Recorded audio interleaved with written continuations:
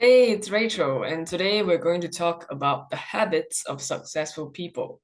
So, successful people are like this bunch of people where you see them, achieve their dreams, achieve their goals, and just living that like amazing life. And then there's also the not so successful people or people who are living sort of mediocre lives, is on this side, where you're just like, I wonder what's the difference between them. And I would say one of the biggest difference is they've got different habits. Because habits are the things that you do consistently every single day that's going to get you like a permanent change in your life and therefore get you from where you are to perhaps where you want to go next or where you want to be in the future. So today we'll be analyzing the top five that I've personally found to be quite true for most successful people through like listening to podcasts, reading books, and also through my mentors. So let's see them. All right, sorry. So those habits of successful people is number one, to wake up early.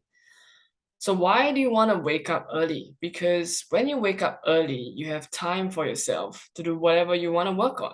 Like when you wake up at 6 a.m. and the rest of the world are asleep, or when you wake up at 5 or whatever time like that you choose, essentially when everyone else is asleep, you have the opportunity to work on like deep work, you have the opportunity to take care of your body, there's no distractions, there's complete focus, and you actually find that most of the time you get more things done within that period of time than pretty much every other time because in a whole 16-hour day for like a regular person, it's not every hour that's productive. And when you do wake up early and you've got that me time, that's actually one of the best times for you to do all the what they call the hardest things. Because people always try to avoid the hard things, but when you actually do the hard things first, the easy things will just, phew, smoothly go by. Now, this is extremely important, especially for employees who already sacrifice most of the time to work for other people's dreams. I'm a firm believer that you need to work on your own dreams if you want to get your own dream life. Because there's no point in like working hard, working hard, working hard, and then all you see is other people sort of getting what they want through all your hard work. Especially in terms of the 9 to 5 culture, it's really, really, really important, at least for me, and perhaps for a few other people, to start thinking about what do you actually want to do. Are you sure you want to be in this job for the next 40 years of your life? Or do you want to just, try something? Like, I don't say quit your job right now, but I mean, like, hey, you could start something else on the side and see whether you like them. You might decide that, okay, I actually like photography so much that I want to master photography. I want to become like a wedding photographer. I want to go traveling and do like videos and post them on YouTube and create a blog, whatever. Okay.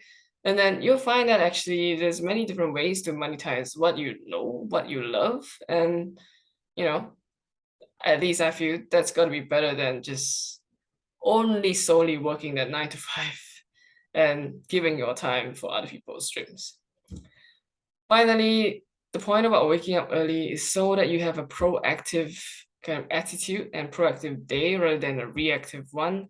Imagine this, like when you wake up in the morning, then your alarm is like, da, da, da, and then after that, you'll be like, okay, snooze the alarm, and then you'll be like, maybe I should sleep a bit more. I don't think I've got enough sleep. And then afterwards, you start to think like, oh, actually, I could be late for my work. Oh no. And then you run down your apartment or like, just run off to work and then you perhaps miss the bus. You could have had like a traffic congestion or whatever the case is. And then it shits your mood.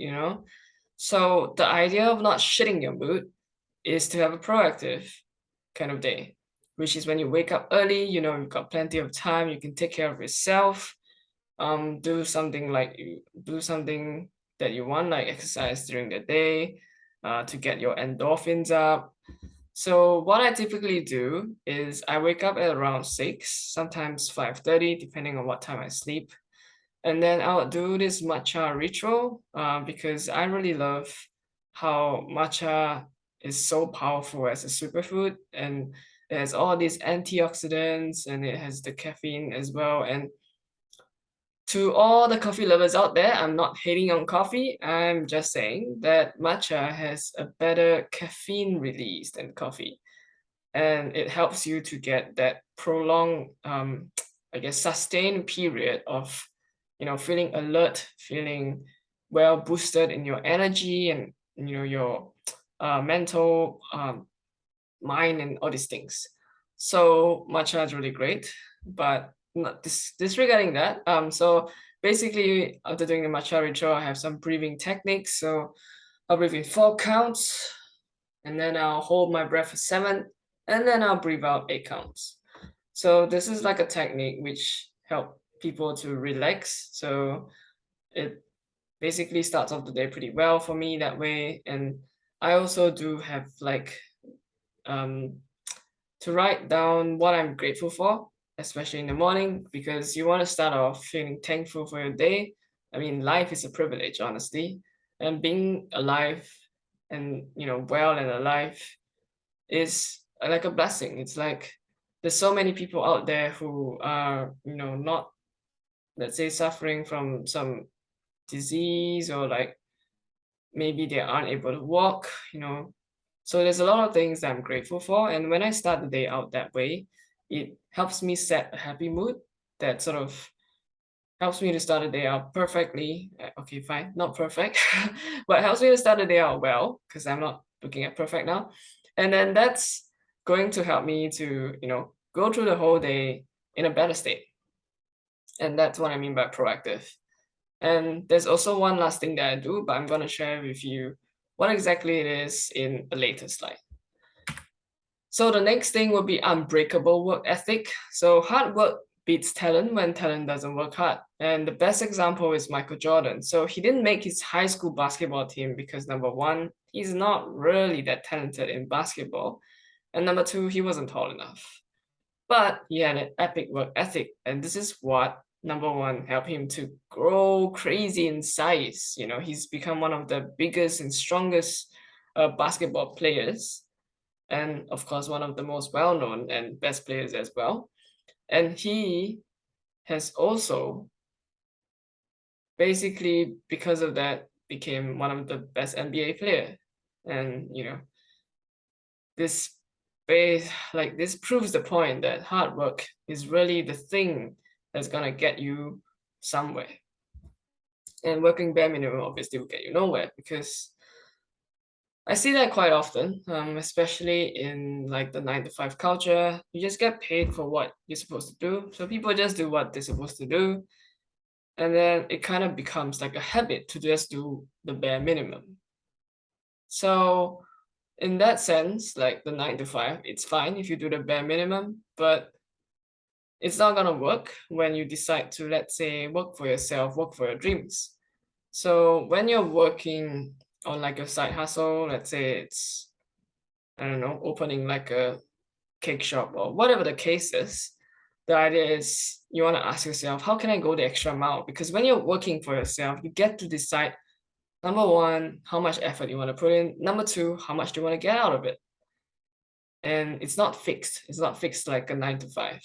And which is why this is a really important question. If, let's say, you're deciding to venture off to, find your interest, find your purpose, find your passion. Finally, there's also this Chinese idiom that says, I'm just going to read it in Chinese, then I'm going to tell you what it exactly is. It is 台上1分钟，台下10年功. Basically, 10 years of practice is for 1 minute on stage.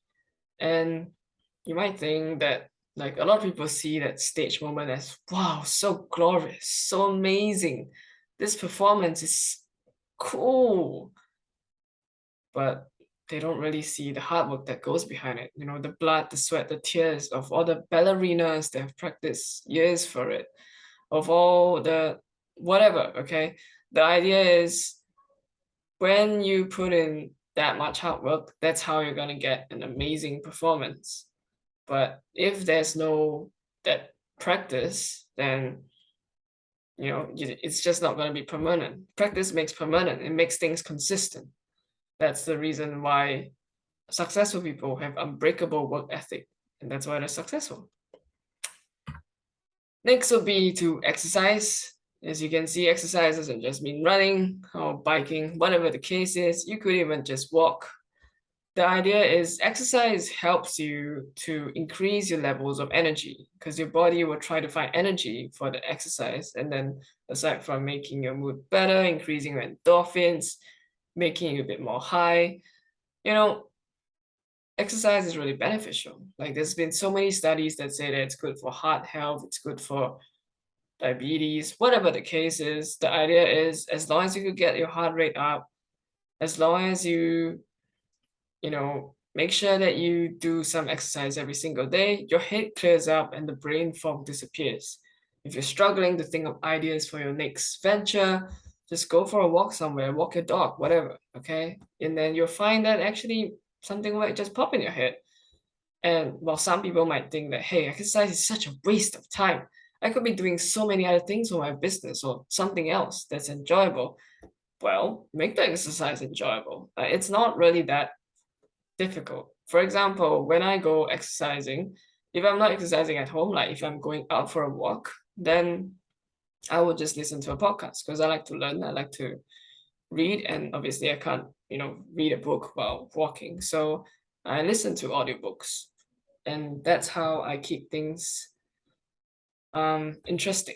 So not only am I getting my heart rate up, I'm also listening to the book, I'm absorbing all the information, I'm thinking about things, I'm planning out my next move, and all the different things like that.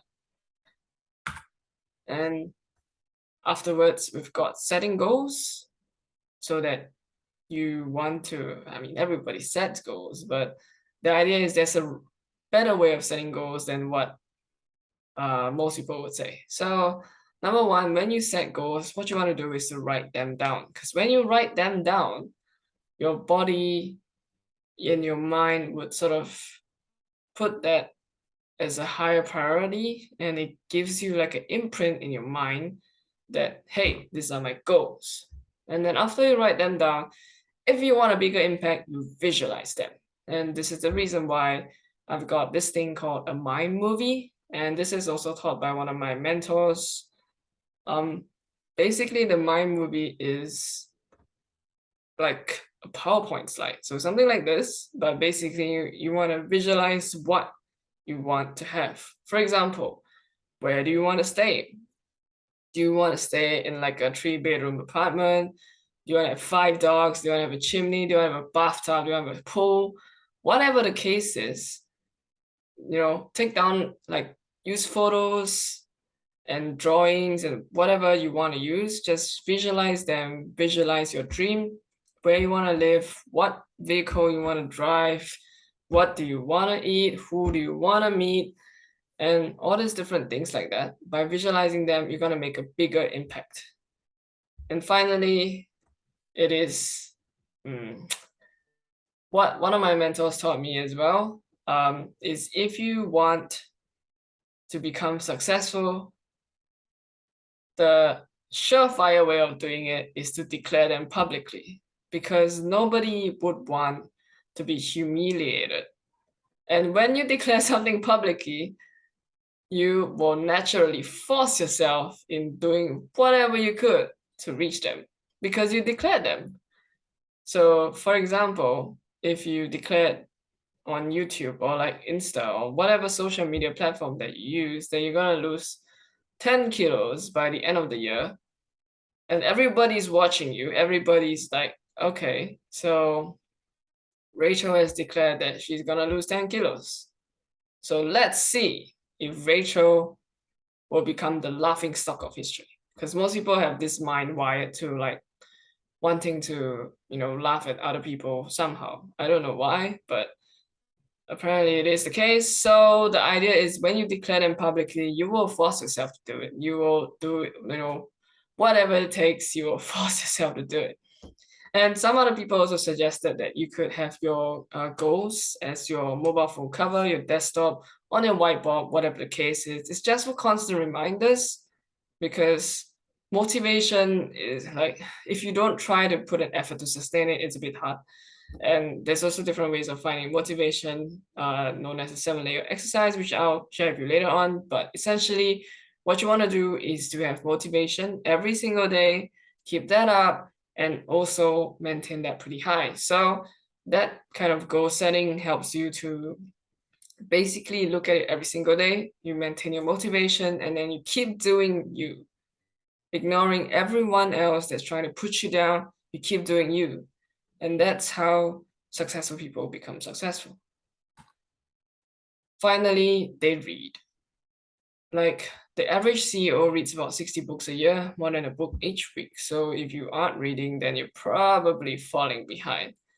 But anything that could improve yourself, it could be business books, self-help books, whatever that you want to learn. Let's say photography, just look at photography books. That's fine. Like learn a new skill.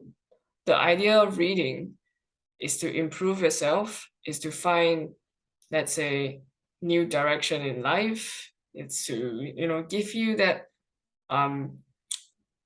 ideas and give you the that like motivation, as well as give you lessons that people have learned, especially through books, because most people share their failures and their successes and the processes through the books that they've written. So for example, I've recently reread, because I've read these kind of books a few times because I love them so much.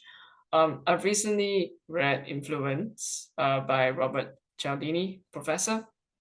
And so it talks about how to become a better person at influencing like people's decision making, and what exactly um helps them to, I guess, shift their minds from a no to a yes.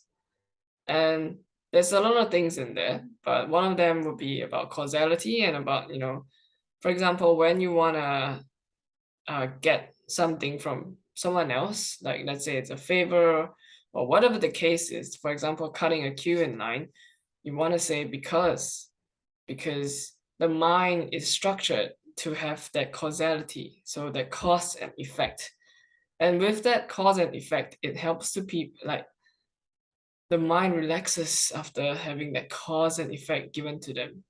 And so aside from that, they also want to know the reason. Like it could be something nonsensical, although it's not recommended. But the idea is, if you give people a reason why you're doing something, then that's more likely going to be successful. Like people will buy more into your why than what you do. And that's the top 5 most, I would say, top 5 habits of successful people. And if you want to know more, of course, I'll be sharing every single week on Wednesdays about mindset, identity, and sort of how to think. So just like, subscribe, and hit the notification bell. So as you can see, there's just one whole line there. That's pretty much it for me for today. And I wish you an amazing day. Ciao.